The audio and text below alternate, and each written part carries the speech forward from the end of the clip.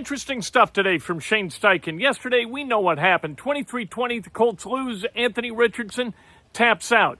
That's not a good look. That is not indicative of a winning culture in the NFL. Shane Steichen, as you'll hear, is examining everything, including who plays quarterback on Sunday night. All are being evaluated. I'll start off. Bernard Raymond came in this morning with symptoms, so he'll be placed in concussion protocol. And with that, ready when you guys are. Take our first question from James. Shane, we just talked to Ryan and EJ about this, but Ryan said he had a conversation with AR about subbing himself out. Did you talk to him at all about that and maybe the optics of how that looks when you're the quarterback?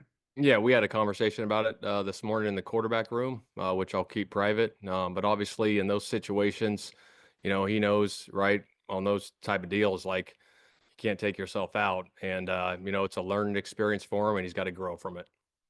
And then one quick follow-up. I know you've said after a couple of games this year, you got to be better for him, for the team. But you specifically, how can you make things or help AR, I guess, be easier out there or have an easier life out there when he's playing quarterback? Yeah, I think, maybe it's obviously we're dissecting everything and we're evaluating everything, running the ball better, putting him in simpler positions, getting the ball out of his hands quicker so he's not dropping back, sitting back there. So we're constantly evaluating that, but we got to be better there. Steven? Hey, Shane. Asking this not as an opinion of me, just to get you on the record, right? Because you're the guy.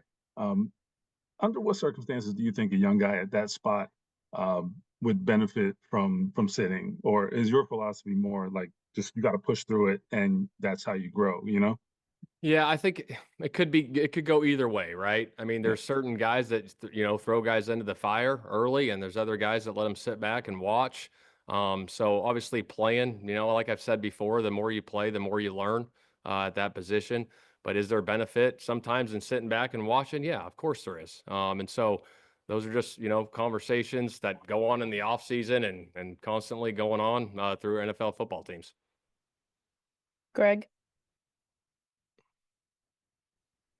Yes, sir. Shane, I'm going to have two for you, so don't want to jump in too quick. First one is there's keeping the defense guessing with play calls. There's doing what you keep saying you want to do, which is being better for Anthony. There's a line there. I realize that. Do you think yesterday you were on the right side of that line? On the right side of it? The correct side of it. Like you can keep the defense guessing, or you can just try to make it easy on Anthony. And I'm wondering are you leaning the right way? Yeah, I mean, we're trying like crazy. You know what I mean? I'm always trying to constantly put them in the best positions as best as I possibly can. And sometimes it works out, Greg, and sometimes it doesn't. Obviously, we want to be productive when we're out on that football field, and we want to score points and move the football and be efficient on third down. And we're constantly working through that process. Okay, and then I guess a combo question is 34 seconds left in the half.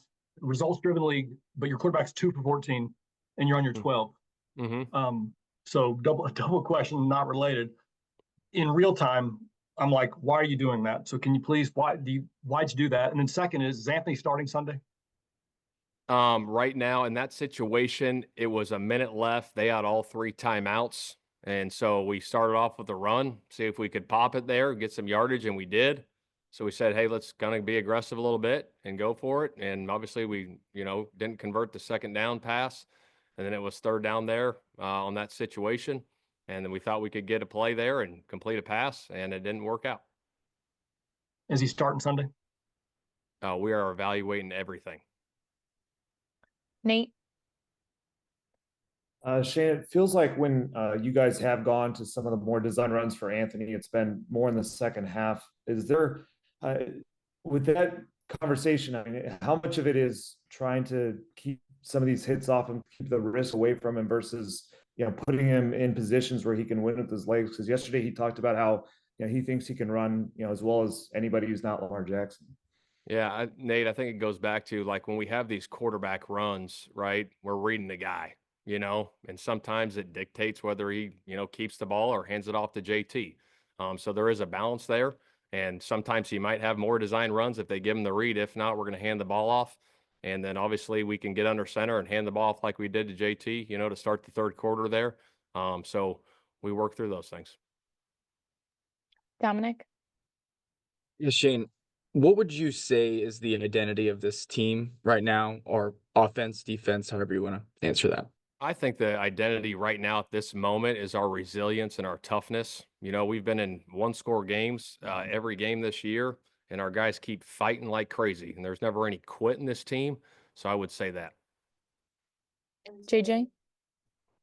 Shane, at 4-4, kind of the halfway point of the season, what sort of was your message to the team today, just in regards to, Houston being 2 up in the division, but still quite a bit of opportunity left ahead? Yeah, I think right now, obviously sitting at 500, we're right in the thick of this thing. And like we said before, earlier on the season, we got to start hitting our strides. November's coming up, November, December, we got to play our best ball. Everything's right in front of us. And if you look at the standings, we're sitting right in the middle of it. We're right in the thick of it. And everything we want to achieve is out in front of us. And we got to go get it. Chap? Hey, Coach. 2 things. Again, at the end of the things didn't go well at the end of the first half. Anthony's 2 of 15. Was there discussion at halftime about going to Joe or not? No, there wasn't. But I don't want to read too much into what you said, but when you said you're evaluating everything on him starting Sunday, is there a question that he starts Sunday in Minnesota? Like I said, we're evaluating everything, not just the quarterback, everything. Like, we all got to be better. We're sitting at 500. And, I think, looking back at what we've done, there's a whole bunch of areas that we can improve on. I'm not just talking about the quarterback. I'm talking about everything. And we got to be better moving forward. Thank you. Do a couple more here. Go, Kevin. Shane, when you say evaluate everything, any questions about you as a play caller? Right now, I'll still be the play caller. Okay. And then second, when you want to get into the week, what exactly will determine what route you take quarterback wise in terms of those evaluations? I don't know. We'll have those ongoing conversations in the next couple of days. Joel? Shane, in the past, you've kind of said, when we've asked you about starting Joe, you've said Anthony's going to start. Is it just the way the passing game's gone that's led you to evaluate that part of it? Yeah, I think, obviously there's a whole bunch of different things, right? There really is. It's not just one guy, right? It's everything. We got to just look at the whole big picture and look at our football team, look at our roster, look at our personnel, look at our scheme, and then we go from there. And last question, James. Shane, you say you're going to evaluate everything. Did the self tap out thing, did that factor into this at all? No, it didn't. Okay, just to make sure. And then secondly, just to get it on the record, I guess. So you're saying, is Anthony your starting quarterback right now or not? Right now, today is, yes. Just you don't know for the upcoming game if he is a starting quarterback. We're evaluating. There's Shane Steichen talking about Anthony Richardson, talking about the entire team. Obviously, 4-4 is not good enough for this team. And what happened yesterday, both on the field and then kind of the periphery with Anthony Richardson doing the tap out, that stuff's got to be addressed. It sounds like it was. And so let's see what happens this week. The Colts 4-4. They go to Minneapolis. They're going to see if they can get somehow to 5-4 with a home game against the Bills next. The Bills are playing really good football. This is an interesting stretch of games for the Colts. The Colts, they got to beat the Jets, right? And then they've got to beat either the Vikings, the Bills, or the Lions. You do that, you're 6-6, and all of a sudden we're having a conversation about playoff kind of eligibility again and the ability to get to a wild card spot over those last 5 games, all of which against teams that they're not easy to beat. Nobody is in the NFL. But you know what? The Colts ought to be favored in most of them.